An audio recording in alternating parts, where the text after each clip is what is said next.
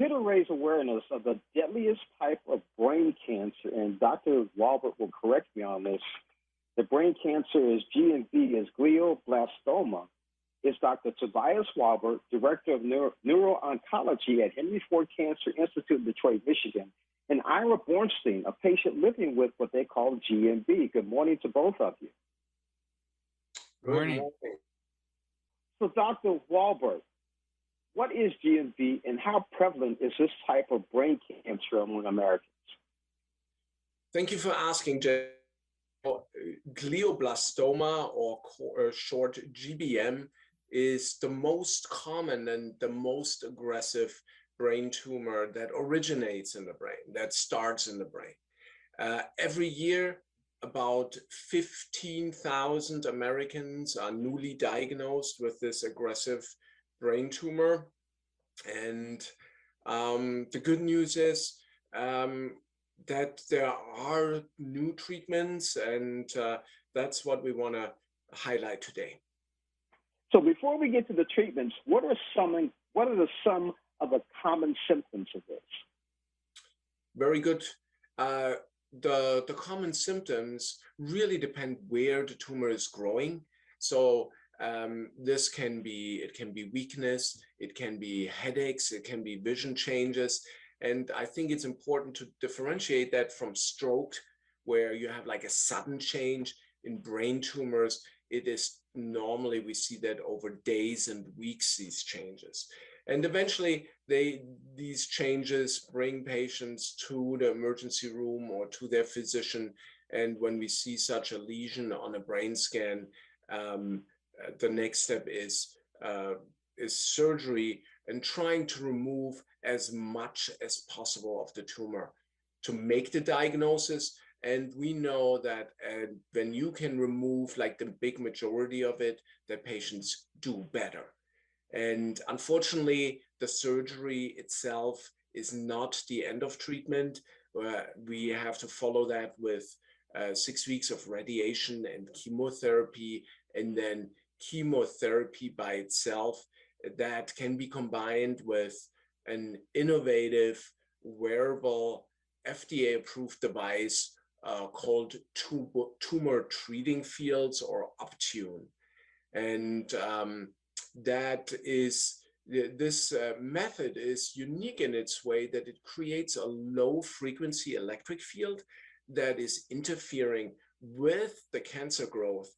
And so when you combine that together with the chemotherapy, patients have better outcomes than just with the chemotherapy. We know that. We did like a big clinical trial where it clearly shows that patients who were wearing that Optune device together with the chemotherapy, that they lived longer than just with the chemotherapy. Now, Ira, can you share your personal story about being diagnosed with GBM and how being treated with Optune has impacted your life? I was diagnosed at the end of July 2020. In a week, it will be 2 years from my diagnosis.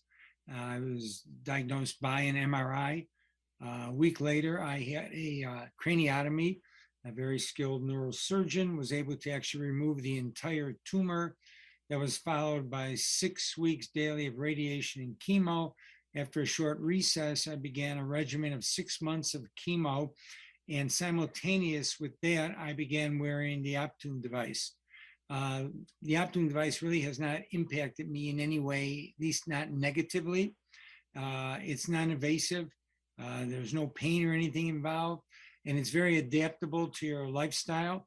So nothing that I did before my diagnosis am I prevented from doing now, either because of the diagnosis or because of wearing the Optune device.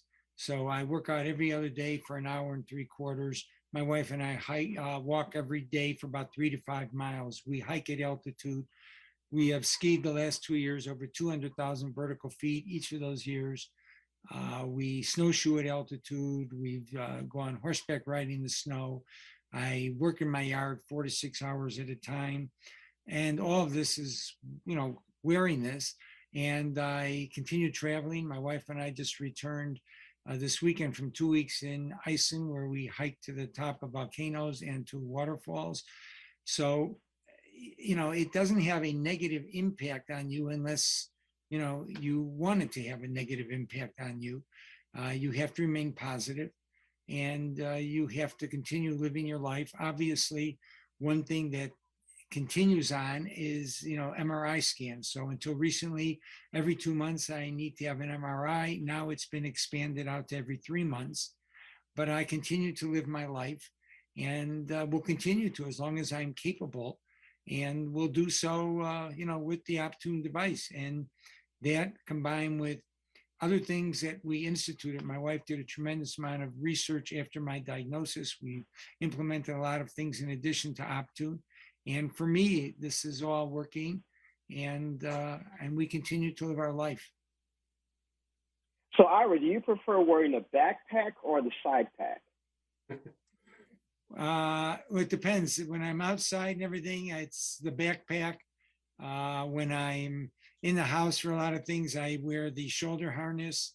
And actually, what I've started doing, because we've been doing a lot of hiking over long distances, is that I put the device actually not in any of the packs they provide, but rather in a backpack of mine, and then hike with that in a regular backpack.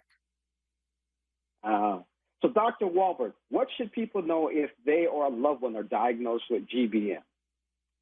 I think the most important part is like to assemble a team of specialists. You want to have a neuro-oncologist on your team that guides you, that advises you on your journey.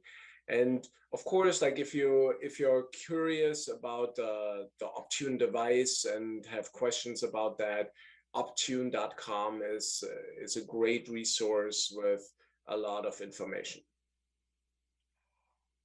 Appreciate it, Dr. Tobias, WALBERT, and Ira. Appreciate having you on the show. Thank you so much. Thank you. You.